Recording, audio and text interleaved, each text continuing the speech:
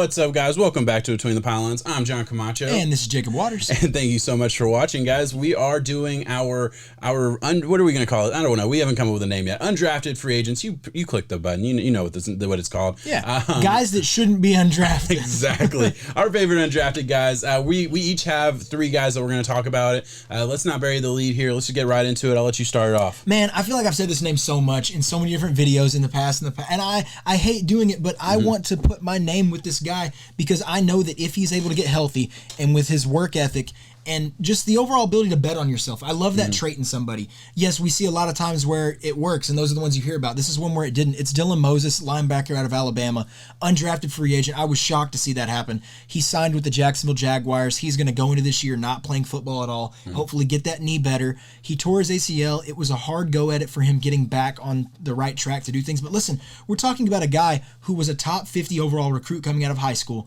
landed at Alabama, is an immediate day one starter as a true freshman in that Saban defense at Alabama. Yeah. You don't see that. He went on to not only just play, he took all freshman SEC honors. He was the #1 defensive freshman in the country. Let's go alongside Derek Stingley as well, who we get to see coming out of LSU cornerback in this next year's class. Yep. He's taken all the awards that you can, all the accolades, 6'1", 225, and even to think post-injury, he came back, got hurt, bet on himself, said that he was ready to prove himself that he's good. He still took third-team All-American honors, and he was still able to get second-team All-SEC defense. It's not exactly what you want, but in my head, seeing the hype, seeing the way that he's able to play, because you've seen the product on the field. 2 years ago, if he just decides after the injury, hey, I'm not going to return to Alabama, he's a second-round pick. Yeah, I'd put any amount of money on that. You look at Jalen Smith out of Dallas. He was a second round pick after a serious injury. So yeah, there's no doubt about that. He decided to stay and just sit out instead of going back to Notre Dame. Dylan Moses bet on himself because he knew that he was hearing top 15, top 10 pick potential right here. It's just sad to see, man. I really hope he does it right because he is a phenomenal talent. Yeah, the Jags got a good one. Hopefully he can obviously start. He's going to a defense that I think can use him for sure. Oh, sure. He's going to let him get healthy, give him time. Yeah, very good one. I absolutely agree with that. We'll move it over to one of my guys, a guy that you mentioned, Dylan Moses, who you've been on since he pretty much joined college, right? Tamron Terry, Scary Terry out of Florida State, a guy who I've been on since they joined college. 6'4", 209 pounds. And I'm a Florida State fan, so maybe I'm a little biased here, but I watched him. I thought he was a top 10 wide receiver in the class, and maybe that's bold. Maybe whatever. Say whatever you want about that. I was probably wrong on that altogether. But I look at a guy who is just incredibly explosive, incredibly good on the boundary, a very good 50-50 ball guy. And the biggest thing that I thought really hurt him is the fact that he didn't have a quarterback and he didn't have an offense that was willing to just utilize him in a lot of different ways, right? And listen, he's not the quickest guy in the world, but we're talking about a guy who is ultra physical, a guy who is a fighter. I mean, almost too physical at times, really can get into the realm of chippy and into that kind of that realm. But man, has everything you want from a boundary receiver. I think he has more than enough explosiveness to make in the NFL. I was shocked. I was absolutely shocked when he didn't get drafted. I really thought he would. He's going to Seattle, which has a really good combination of wide receivers. So we'll see if he can make the roster, let alone make it to the field. I was surprised he didn't get drafted, and I would be surprised if he doesn't make this Seattle team. Or at the end of the day, I don't think I'm biased here. I really don't. I keep looking at it. I keep watching him, and I'm like, man, this dude has something. And I don't know why he fell so far, but this is a dude I really think has a chance to be special in the NFL and be one of those undrafted free agents that makes it. I like that, man. I mean, when you look at FSU and we saw that was the wide receiver one, for me, he definitely had a 4th, 5th drafted grade nonetheless. Yeah, for sure. And it's just sad to see that that's where we're at. Yeah, absolutely. I'll take it back with me. It's running back Puka Williams out of Kansas. Puka is a guy who is electric. He plays like his hair is on fire, man. The only problem that I had with him and that I could see as to why he should fall in the draft would be just some of the off-the-field issues with Puka. There's some domestic issues that happened earlier on in his career at Kansas. They kind of handle that in-house as they will. And going forward, it's kind of like the second chance kind of vibe with it. He still was an all Big 12 rusher in the conference. Doing this at Kansas, keep in mind, Kansas is... bad. When you think of bad, there's that, and then there's Kansas about 3 steps lower than that. So Puka has shown up time and time again. He was kind of the guy on campus doing that thing for a long time. Yeah. And I want to see him really do a good job. Cincinnati Bengals, they got a guy where, there's not a lot of room to fit in, though. That's what I'm worried about. I think he's really good out of the backfield, though, with some of his hands. His size doesn't really impress you overall, but I think nowadays with the running back position, we're starting to see that kind of be looked over. Doesn't matter, does it? Exactly. Right? Yeah. We saw Clyde Edwards with his short stature get taken in the first round last year. Yeah. Now, I will say Clyde Edwards was thicker than a Puka. Puka's small. Puka looks small. He plays small, all those things. But, I mean, you talk about explosive, he's explosive. And also, he has this, like, Kamara-like slipperiness. Yes. For as small as he is, as he's definitely lean. He's going to get beat up for sure in the NFL. But, I mean, man, we've seen small running backs come out of college and be really, really good. Phillip Lindsay was a Pro Bowler his first year, and he went undrafted, right? So there's a lot of room for these type of running backs to make it in the NFL. And another guy I was pretty high on. I this running back class got pretty weak after the top 5-6 guys, but he was a guy that he was the top end of like that next tier of running backs, and I was very surprised he didn't get a chance with a team that was just looking for speed at the running back position. So I think that was a great move. Cincinnati could certainly, I mean, hey, they let Gio Bernard go. So they drafted a Chris Evans in the 6th round. So he's going to be fighting for a roster spot. You show up at rookie camp though, and exactly, fight for that spot. Show that explosiveness that we've seen it. Hey, I mean, we'll see what happens. I'm gonna switch over to another running back, another guy who you could say that's essentially the same story except without the off the field issues that you mentioned. Javion Hawkins out of Louisville. I was surprised. I was very surprised he didn't go.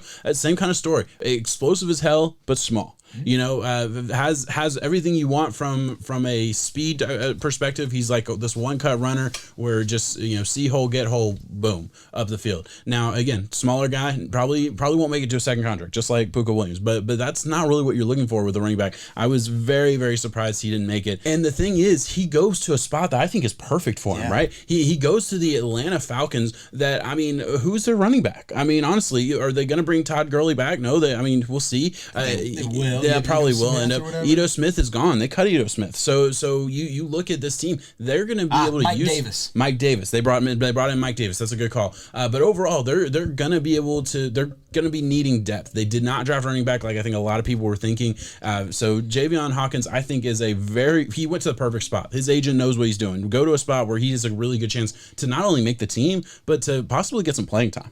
Oh, for real, man. Hawkins was one of those guys when I saw a lot of 1 through 5 running back rankings. It wasn't shocking to see him cracking that. I'm serious with that. Yeah. There was a lot. Now there was a couple guys. I had to go back and do my research because he wasn't in my personal top 5. But after going back, he was the guy that was in these later rounds that had the buzz more so than a Puka.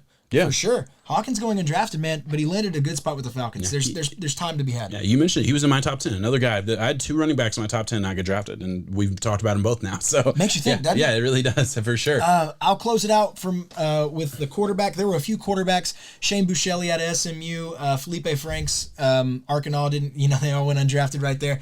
And I have, for me though, the one that is the biggest name is quarterback Jamie Newman. Georgia, Wake Forest kind of vibes. Whatever agent he had, I said it in our previous video on this podcast, whatever agent he had owes him the biggest apology. And it should go a little bit deeper than that and say, I'm sorry I wasted your talent in your career. Listen, he went to Philadelphia. I love the fit, being able to fit behind a Jalen Hurts and a Nate Sudfeld, if you will. We'll see what happens there with that. He has a chance. There's a chance. It's just unfortunate to see so much promise that went from that offseason when he left Wake Forest. It was like a lottery pick. I mean, people were really throwing themselves at Jamie Newman saying, man, if we can get him, I think he could be the difference maker for our national title hopes. Went to Georgia, decided to sit out for whatever the case you will be, and then decided to declare for the draft. It was very shocking, and it ended up blowing up in his face horribly, I would say, going undrafted. I didn't think there was a way that he was going to go undrafted. Yeah, I didn't think I honestly thought he was going to be the surprising pick just because of some of his physical abilities. I thought he had a chance. Yeah, third, fourth round. I really thought there was a shot. That's what I was thinking, 3rd, 4th round. Yep. Not before a Kellen Mond, but right after, kind of where a Davis Mills went, for example. That's where I thought Jamie Newman territory was. Yeah, so 1 pick later. I absolutely agree. I've had him as my 6th quarterback on the board. I did. I thought he had a lot of talent. I thought there was a lot of potential there, right? And I'm not sitting here saying he's going to be a superstar. I never did. But he was a big physical quarterback has all the traits that you want from a guy who can go in there and do a lot of things from the quarterback position with his legs. Not a speed quarterback, but he ran, power O from the quarterback position a bunch, just like stuff it up the middle.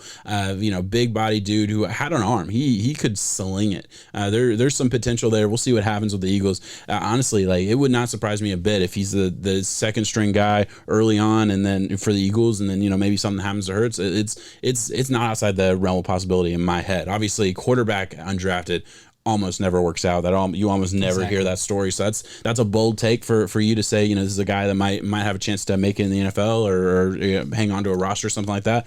But we'll see. Yeah, I absolutely agree. Wasted his career. He has a small chance, obviously, to turn it around, but to declare for the draft and when you didn't have to, and then to go undrafted, I mean, just the worst move. We knew it. I mean, we knew it when it happened that it was a bad move. But the fact that it was this bad. Exactly. One last thing before we move on. I just want to show you some of my thought process. I'll make a terrible comparison here, but just bear with me. We saw a Trey Lance go number 3 overall. A Trey Lance played minimal games at times. A Trey Lance had a lot of arm struggle. A Trey Lance that against lesser competition, you can go back 2 years ago and you can see Jamie Newman play at the FBS Division 1 level in a very highly touted ACC conference. And to think that there were Heisman hopes and considerations there. Listen, there's a lot of buzz in the same area where they play physical. Their arms weren't as good. Trey Lance is far, I'm not saying faster. Exactly. Yeah, I'm he's not a different saying player. It's close in that area, but you have one that gets all of the buzz and also had minimal film, because I see a lot of Jamie Newman people say that the minimal film thing. It's just weird to see in one way that's the 3rd overall pick, now starting quarterback for the 49ers, or what will be, and you have one on the other hand, a lot of promise, sat out, bet on himself, undrafted free agent. Yeah, I absolutely agree. Let's move it on to the last guy that we're going to talk about today. Safety, our Darius Washington out of TCU. So surprising. I was very surprised to see him not get drafted. This is a guy, listen, smaller dude, 5'8", 176 pounds, but I mean, we've seen safeties make it at that size before. A hitter. Physical hitter, very, very smooth hips, very good athlete overall, good football IQ. Now, does he have, great top end speed? No, he's a safety, but he doesn't have great top end speed, but he has really, really good speed, probably NFL average at the end of the day. Does he over pursue at times? Sure. This is a guy who I think can come into the Ravens defense, and honestly, I expect him to make the team. This is one of those guys where it's like, it's not like, oh, maybe he'll make the team. I expect him to make the team. I was shocked he didn't get drafted.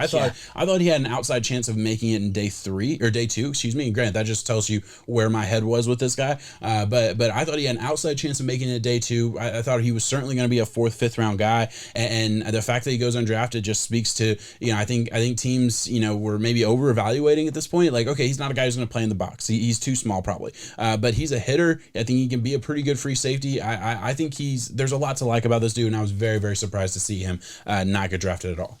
Yeah, and to see his partner in crime, Trevon Moehrig, go in a day 2 pick, I thought that there's a lot of ways that, yes, Moehrig is the better guy, clearly, because you don't have to, like you said, over-analyzing. There's a lot of ways that people are worried about where you plug him, where you play. At the end of the day, the guy can play football, though. Yeah. And at a certain point, that gets taken, especially on day 3 picks. So just to see him fall all the way out of there, you're right, he's definitely, I would be shocked if he doesn't make the roster here.